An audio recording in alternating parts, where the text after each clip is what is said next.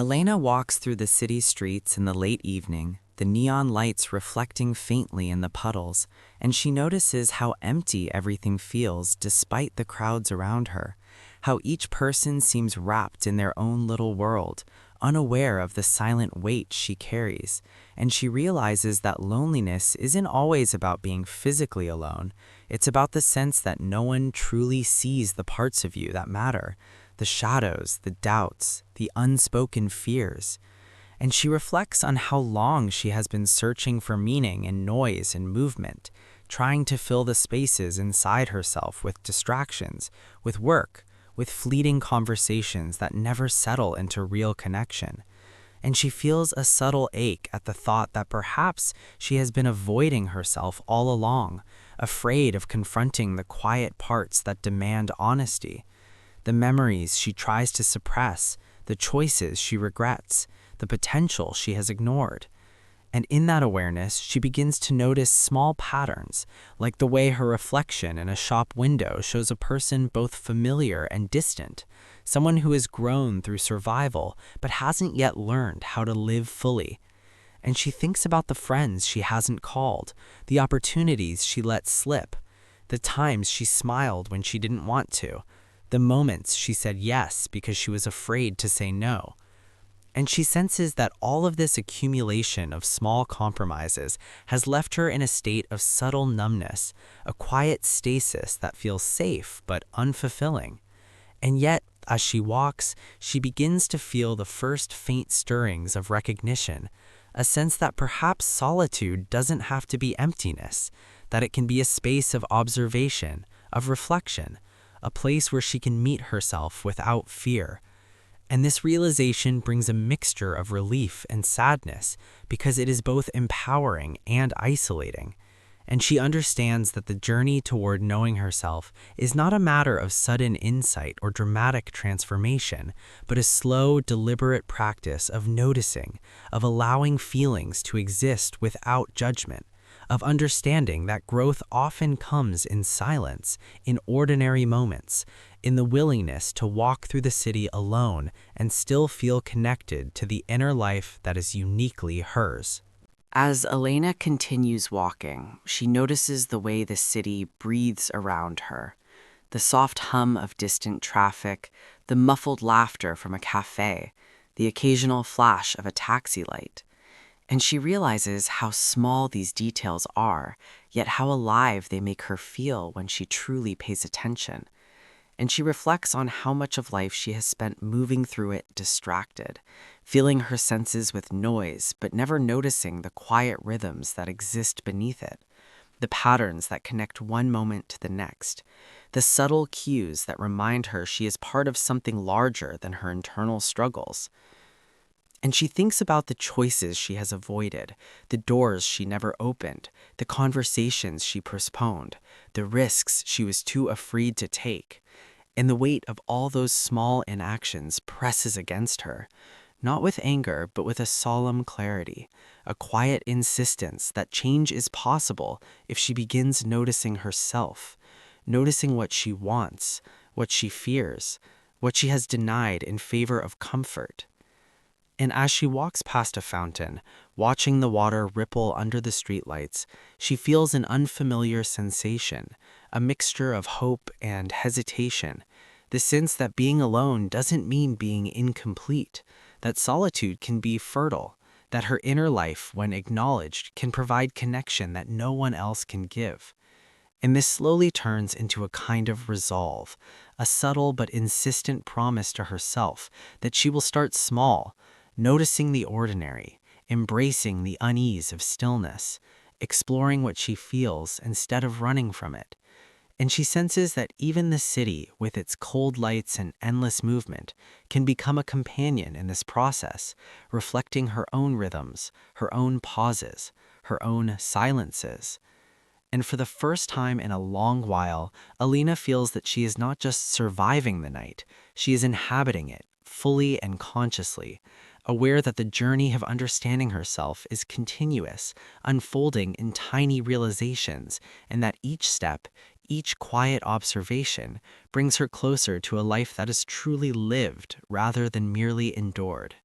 And with each step, Elena begins to feel how her thoughts soften, how the sharp edges of anxiety give way to a quieter form of awareness, one that doesn't demand answers but invites curiosity. And she reflects on how much of her identity has been shaped by expectations she never consciously chose. Expectations from family, from work, from relationships that taught her how to be acceptable rather than authentic. And this realization brings a subtle sadness, not because those roles were entirely false, but because they were incomplete. Fragments of herself arranged to fit into spaces that never truly felt like home. And she notices how often she has silenced her own impulses, postponing desires, minimizing feelings, telling herself there would be time later, without realizing that later slowly became a form of avoidance, a way of staying emotionally suspended between who she was and who she could become. And as she crosses an empty street, she feels a quiet shift inside, an understanding that self-discovery is not about dramatic reinvention, but about permission. The permission to feel uncertain, to change direction, to admit that the life she built may no longer match the person she is becoming. And this awareness feels both liberating and unsettling, because it removes the safety of familiar narratives and replaces them with open questions. And yet, for the first time, those questions do not feel threatening. They feel alive, like invitations rather than failures. And Alina senses that this night, this solitary walk, is not an escape from her life, but the beginning of a deeper relationship with it, one where she no longer needs to perform, explain, or justify her inner world, only to inhabit it honestly, one moment at a time. Elena starts to realize that the most exhausting part of her life has not been the struggles themselves, but the constant effort to appear unaffected by them, the emotional labor of presenting stability while feeling fragmented inside. And she reflects on how often she has equated strength with endurance, believing that as long as she kept moving, kept functioning, kept fulfilling roles, she was doing well, without noticing how deeply tired she had become from never allowing herself to pause, to acknowledge vulnerability without immediately trying to fix it. And this insight brings a quiet sense of compassion toward herself, a recognition that survival was necessary at one point, but no longer sufficient for the life she wants to live now. And she feels a subtle shift in her perception of failure, understanding that many of her so-called mistakes were simply attempts to grow with limited emotional tools, imperfect but honest efforts to navigate complexity without guidance. And as she watches a bus pass by, filled with strangers absorbed in their own thoughts, she senses a shared humanity in this silent movement. The idea that everyone carries invisible narratives, unspoken histories, unresolved questions. And this awareness softens her sense of isolation, not because she suddenly feels connected to everyone, but because she no longer feels uniquely broken. And in that acceptance, she begins to see her own uncertainty not as a flaw, but as a natural stage of transition, a space between who she was and who she has not yet become. And this in-between state, though uncomfortable, feels strangely honest, like standing on emotional ground that may be unstable, but is finally real. And in this growing stillness, Alina becomes aware of how rarely she has allowed herself to experience life without interpreting it, without immediately assigning meaning, purpose, or consequence to every feeling. And she notices how much mental energy she has spent analyzing her emotions instead of inhabiting them, trying to understand sadness instead of feeling it, trying to resolve uncertainty instead of letting it exist. And this constant need for clarity has quietly distanced her from the rawness of experience, from the simple act of being present without judgment. And she reflects on how vulnerability has always felt risky, not because of what others might think, but because it forces her to confront parts of herself that cannot be controlled or improved, only accepted. And this realization introduces a new form of freedom, the idea that growth does not always mean progress in the conventional sense, that sometimes it means staying with discomfort long enough for it to reveal its deeper message.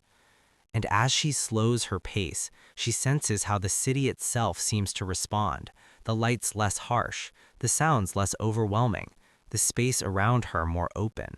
And she understands that this change is not external, it is perceptual, a reflection of her internal shift from resistance to curiosity, from urgency to presence. And in that shift, she feels closer to herself than she has in years, not because she has solved anything, but because she has stopped trying to escape what she feels. Alina begins to sense that what she has been calling emptiness is not a lack of meaning, but a pause between meanings, a transitional space where old identities dissolve before new ones fully form.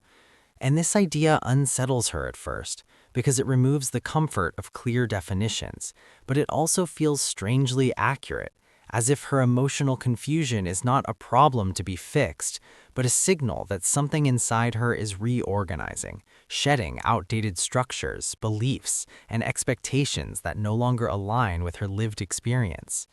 And she reflects on how society often treats uncertainty as weakness, encouraging constant certainty, constant productivity, constant self-optimization, without acknowledging that genuine transformation often requires periods of not knowing, of wandering, of emotional suspension. And this awareness softens her relationship with her own doubts, allowing her to see them not as personal failures, but as necessary stages of internal evolution. And she realizes that many of the questions she carries do not demand immediate answers, that some of them exist simply to deepen her awareness, to expand her emotional vocabulary, to teach her how to live without rigid narratives. And in this acceptance, she feels a subtle release, a loosening of internal pressure, as if she no longer needs to justify her existence through constant explanation, but can instead trust the slow, organic process of becoming someone she does not yet fully understand. And this trust, though fragile, feels more authentic than any certainty she has held before.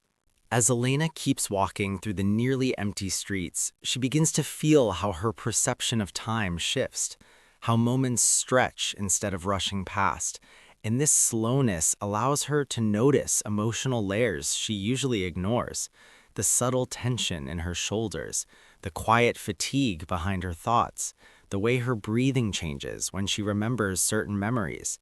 And she realizes how disconnected she has been from her own body, living mostly in her mind, analyzing life instead of experiencing it. And this awareness brings a soft sadness, not regret, but recognition, the feeling of seeing yourself clearly for the first time after a long period of emotional autopilot.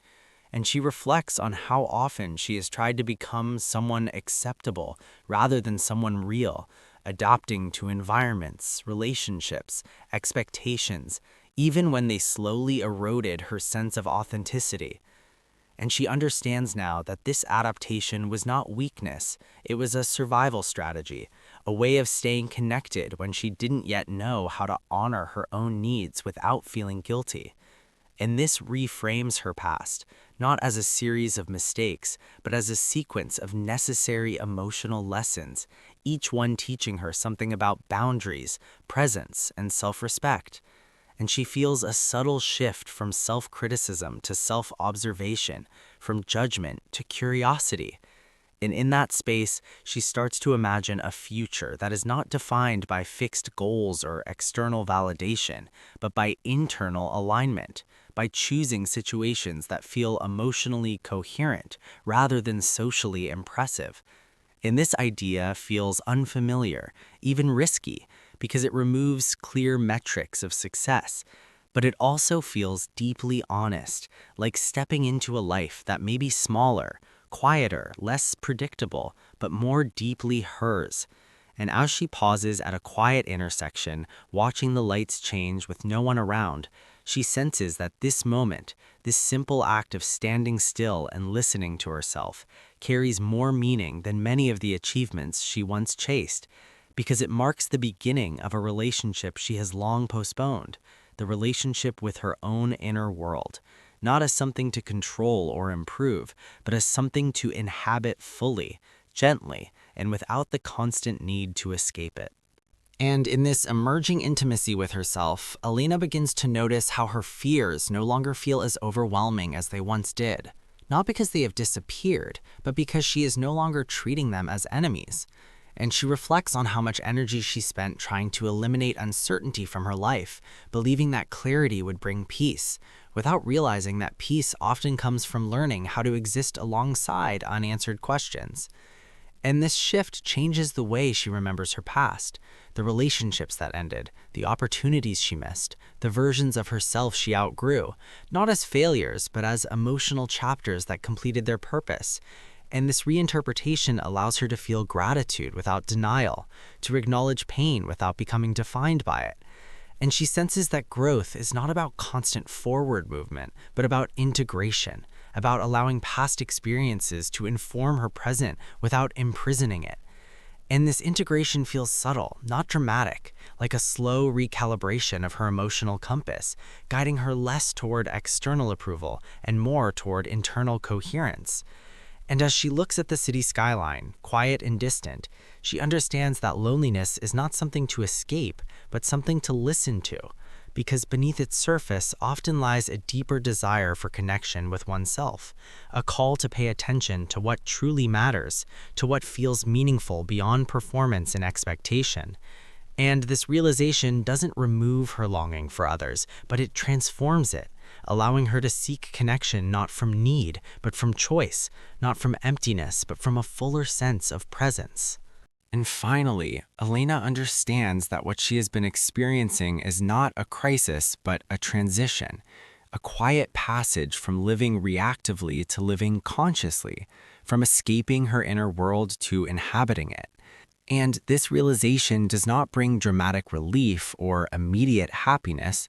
It brings a calm kind of responsibility, the awareness that she is now accountable for how she listens to herself, how she honors her emotions, how she chooses the direction of her life without relying on external scripts. And she accepts that the path ahead will remain uncertain, that self-knowledge does not eliminate doubt, it simply changes its quality, transforming it from a source of fear into a space of exploration. And in this acceptance, she no longer feels the need to define herself through fixed identities, roles, or outcomes, but through presence, through the ongoing relationship she builds with her own experience. And this feels like a subtle but profound shift, not an ending, but the beginning of a more honest way of existing, one where meaning is not something she finds outside herself, but something she continuously creates through awareness, attention, and the courage to remain emotionally awake within her own life.